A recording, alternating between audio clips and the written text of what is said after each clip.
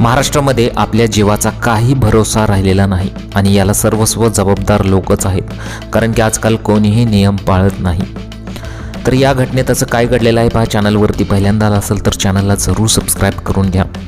आता एक पत्नी फेसबुकवरती लाईव्ह होती। फेसबुकवरती लाईव्ह असताना आपल्या डोळ्यादेखत आपल्या पतीचा मृत्यू झालेला आहे आणि सोशल मीडियावरती तो व्हिडिओ प्रचंड व्हायरल झाले। पत्नीचा आक्रोश पाहून तुम्हाला सुद्धा मोठा धक्काच बसेल, कारण की अक्षरशः पत्नीच्या डोळ्यासमोर आपल्या पतीचा करुण अंत झालेला आहे। तुम्ही फोटोज व्हिडिओजमध्ये पाहू शकता की पती जो आहे तो त्या ट्रॉलीजवळ बसलेला असतो, परंतु त्याच्यासोबत तो पुढे धक्कादायक प्रकार घडलेला आहे। ऊसाच्या चिपडात आम्ही कसं जगतो, ऊसतोड मजुराचं आयुष्य कसं असतं याची जाणीव फेसबुक आणि इंस्टाग्रामच्या रीलच्या माध्यमातून एक ऊसतोड मजूर अवघ्या जगाला करून देत होता। पण त्याच रील स्टारचा ऊसाच्या ट्रॉलीखाली दबून करुण अंत झाल्याची घटना बीडमध्ये घडलेली आहे। धक्कादायक म्हणजे ज्यावेळी हा अपघात घडला त्यावेळी त्याची ऊसतोड मजूर पत्नी फेसबुकवर लाईव्ह करत होती। आपल्या डोळ्यासमोर पतीचा मृत्यू पाहून ती किंचाळली आणि क्षणात होत्याचं नव्हतं झालं। या घटनेने अवघ्या महाराष्ट्र सुन्न झालेला आहे। ही घटना बीड जिल्ह्यातील वडवणी तालुक्यातील डोंगरेवाडी इथं घडलेली आहे। गणेश डोंगरे असं या शेतमजूर तरुणाचं नाव आहे। गणेश डोंगरे हा एक रील स्टार सुद्धा होता। तो आणि त्याची पत्नी अश्विनी हे दोघे रील स्टारच्या माध्यमातून ऊसतोड मजुराचं कसं आयुष्य असतं ते दाखवतात। इथं तुम्ही पाहू शकता की गणेश जो आहे तो त्या चाकाजवळ बसलेला आहे आणि इथं नेमका अपघात कसा घडला ते पहा।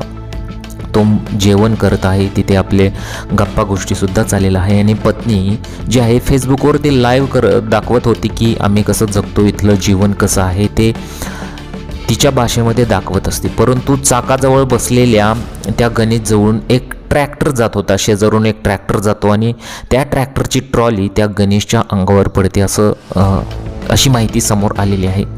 2 दिवसांपूर्वी नेहमीसारखे गणेश डोंगरे आणि त्याची पत्नी अश्विनी हे लातूर जिल्ह्यातील साखर कारखान्यावर ऊस सोडण्यासाठी गेले होते।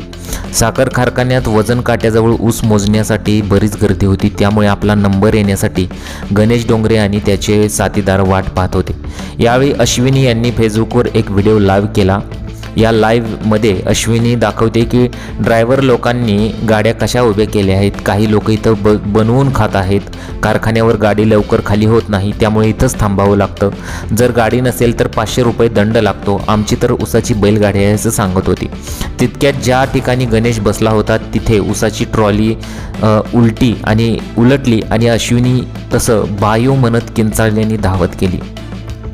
जवळूनच ती ट्रॉली जात होती आणि अक्षरशः मग इथं तुम्ही पाहू शकता की जेव्हा ती लाईव्ह करत आहे तेव्हा तिच्या मागे एक मोठा आवाज आला आणि मोठा आवाज आल्यानंतर अक्षरशः तिच्या काळजाचं पाणी झाले, तिच्या तोंडून किंचाळी आली आणि इथं पाहू शकता की अक्षरशः मग तिच्या डोळ्यादेखत पतीचा जीव गेलेला आहे। अवघ्या 2 मिनिटांच्या व्हिडिओमध्ये गणेश डोंगरे हा डोळ्यासमोर बसलेला होता, पण काही क्षणात होत्याचं नव्हतं झालं।